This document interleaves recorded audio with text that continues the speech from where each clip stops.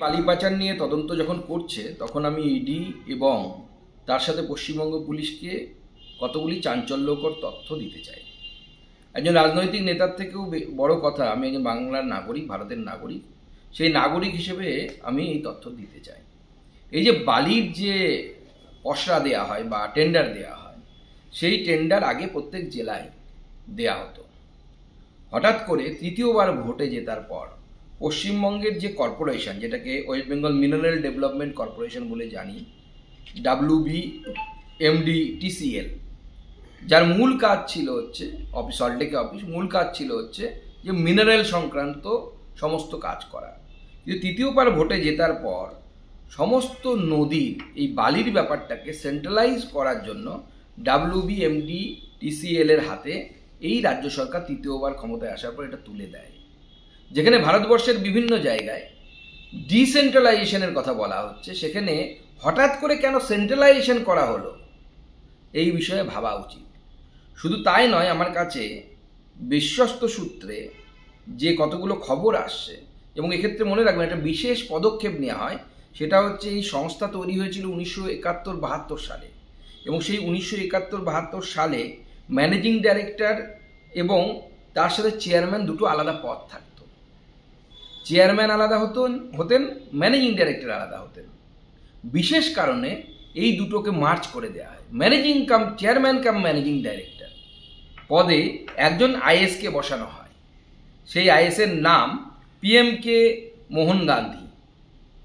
আমার কাছে বিশ্বস্ত সূত্রের খবর এসছে, এনার সক্রিয় সহযোগিতায় নিজের নামে, এবং এই বালি প্রচার হয়েছে সক্রিয় সহযোগিতা এনার, এবং নিজের নামে এবং এনার বিভিন্ন আত্মীয় স্বজনের নামে বিভিন্ন সম্পত্তির অভিযোগ উঠেছে বিভিন্ন কর্নার থেকে। তার তদন্ত করে দেখা উচিত সঠিক কিনা। মিথ্যেও হতে পারে, লোক মিথ্যে কথা বলতে পারে, কিন্তু তদন্ত হওয়া উচিত। আমাদের কাছে বিভিন্ন সূত্র থেকে খবর এসছেন এই ভদ্রলোক মোহন গান্ধী সাহেব তার নিজের নামে, নিজের শালা এবং শালীর নামে এবং ভাইজির নামে বিভিন্ন জায়গায় ইনভেস্টমেন্ট করা আছে। কলকাতাতে আছে, নিউ টাউনে আছে, কোয়েম্বাটুরে আছে, সিঙ্গাপুরে আছে, মালয়েশিয়াতে আছে এবং অস্ট্রেলিয়াতেও আছে বলে আমরা খবর পাচ্ছি। শুধু তাই নয়, এনার সাথে রাজু মিশ্রা বলে আরেকজন IAS অফিসারের নাম উঠে এসছে, যিনি রিসেন্টলি অস্ট্রেলিয়া থেকে ট্রিপ করে এলেন, যার সরকারি উদ্দেশ্য দেখানো হয়েছে যে পুরুলিয়া থেকে গোল্ড মাইনিং হবে, তার হাল হকিকত জানতে তিনি অস্ট্রেলিয়া গেছিলেন, মানে কিভাবে পুরুলিয়া থেকে করা যেতে পারে। কিন্তু নিন্দুকেরা বলছে যে উনি আসলে গেছিলেন অস্ট্রেলিয়াতে সোনা খুঁজতে নয়, উনি গেছিলেন যে অস্ট্রেলিয়াতে কিভাবে এই যে পয়সা, বালির পয়সা, সেই পয়সাকে কিভাবে গ্যারাজ করা যাবে সেই তথ্য সন্ধান করতে, তো তার খোঁজ খবর নিতে।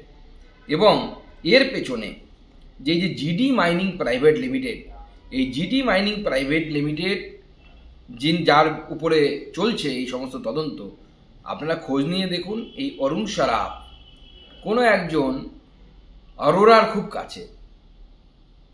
সেই অরোরা বাংলার কোন রাজনৈতিক ব্যক্তিত্বের আত্মীয় হয় সেটা আপনাদের জন্য কুইজ কন্টেস্টের জন্য রাখলাম। আপনারা খোঁজ নিন কে এই অরোরা সাহেব, যার পরিবারের সাথে আমাদের বাংলার অন্যতম মুখ্য রাজনৈতিক পরিবারের বৈবাহিক সম্পর্ক আছে। আপনারা খোঁজ নিলেই জানতে পারবেন। এবং এই ভদ্রলোক অর্থাৎ GD মাইনিংয়ের যিনি সারাফ সাহেব আছেন, আমার কাছে খবর যে বিভিন্ন DM অফিসের কর্মচারীদেরকে এই বালি তোলাবাজি করার জন্য, বালি থেকে টাকা তোলার জন্য, পাচার করার জন্য তাদেরকে ধমকানো চমকানো করত। এবং আমাদের অ্যাসেসমেন্ট বিভিন্ন সরকারি সূত্র থেকে আমরা যে খবর পাচ্ছি, 20,000 কোটি টাকার রেভিনিউ এর মাধ্যমে রাজ্য সরকার লস করেছে। রাজ্য সরকারের লস হয়েছে, জনগণের লস হয়েছে, কিন্তু এই 20,000 টাকা কিন্তু ভাগ বাটরা হয়ে গেছে অফিসারের নামে।